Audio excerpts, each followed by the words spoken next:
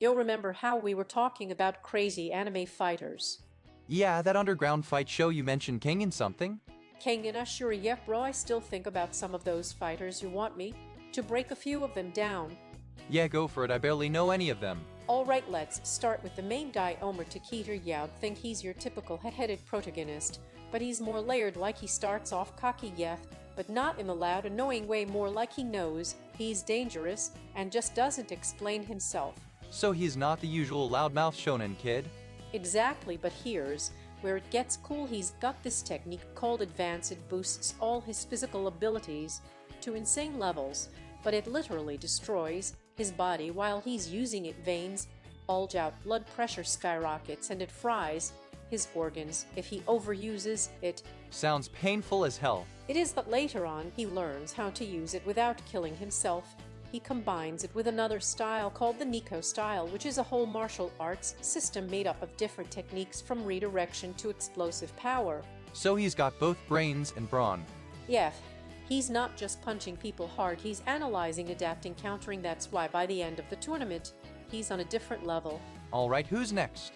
Ray and Cure, imagine the complete opposite of Ohma. No technique, no restraint, just raw destruction.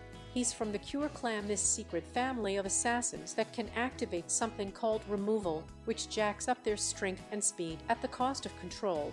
So, like a berserker mode? Exactly, Rayan's basically a monster who enjoys killing. He's unpredictable, brutal, and he doesn't follow the Cure clan's rules. He actually broke away from them because he thought they were too soft. What, the clan of assassins was too soft for him? Yeah, that's how nuts he is, but he's not stupid. He acts wild, but he knows what he's doing in a fight. And when he goes all out, most people just can't keep up with that level of rage and power combined. So he's like the walking chaos of the series. Pretty much, and whenever he shows up, you know something violent is about to happen. Alright, give me someone who's more precise. That's Jailing Wonks, or what, he's actually a former Muay Thai world champ and then transitioned into boxing. Super technical, his strikes are clean, sharp, and perfectly timed. Interesting switch from Muay Thai to boxing.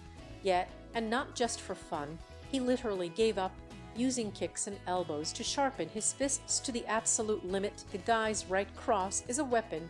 He trains like a machine, never slacks off, and fights with serious discipline. So he's the technician in the ring. Exactly, he doesn't just win, he outclasses you. But what makes him interesting is he's one of the few who fights with a real sense of honor. He respects strong opponents and never takes shortcuts. Alright, I like him, very controlled. Yeah, but don't let that fool you. He's dropped some serious powerhouses. Who else is in that top tier zone? Kanoh Agito, this guy is terrifying. He's known as the Fang of Mitsudo, basically the personal champion of one of the most powerful guys in the Kengan Association. So, like a top enforcer? Exactly. For a long time, he was considered the strongest Kengan fighter. His style is called formless, which means he doesn't stick to any one martial art. He adapts to whatever works in the moment, striking, grappling, throws, pressure, everything. So like a combat chameleon? Yeah, and that's what makes him so hard to beat. You never know what he's going to pull out. He used to fight with a rigid traditional style, but later evolved into something unpredictable and fluid. And he's not just skilled, he's brutally efficient. So he is like the final boss. Kind of, he's the guy people were scared to fight. Even the top tier fighters were like, I don't want to end up in the ring with the Fang. He doesn't fight to entertain, he fights to finish things fast. Damn, now I see why you like this series. These guys are wild. Okay, next up is Julius Reinhold. This dude is not normal. He's like a science experiment that actually worked. Wait, what? Yes, no joke. He's part of this German program to create the world's strongest human. Dude is over 200 kilograms of pure muscle, and his physical stats are off the charts. Strength, endurance, everything. So he's like the Hulk? Basically, he doesn't do fancy martial arts, he just overpowers you. People throw punches at him, and it's like hitting a concrete wall. When he hits, backbones snap. Does he actually win fights like that?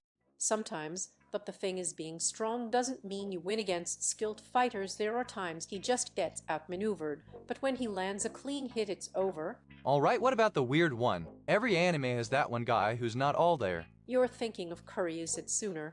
This man is on another planet. He's got this unsettling calm voice, always smiling, but he's not right.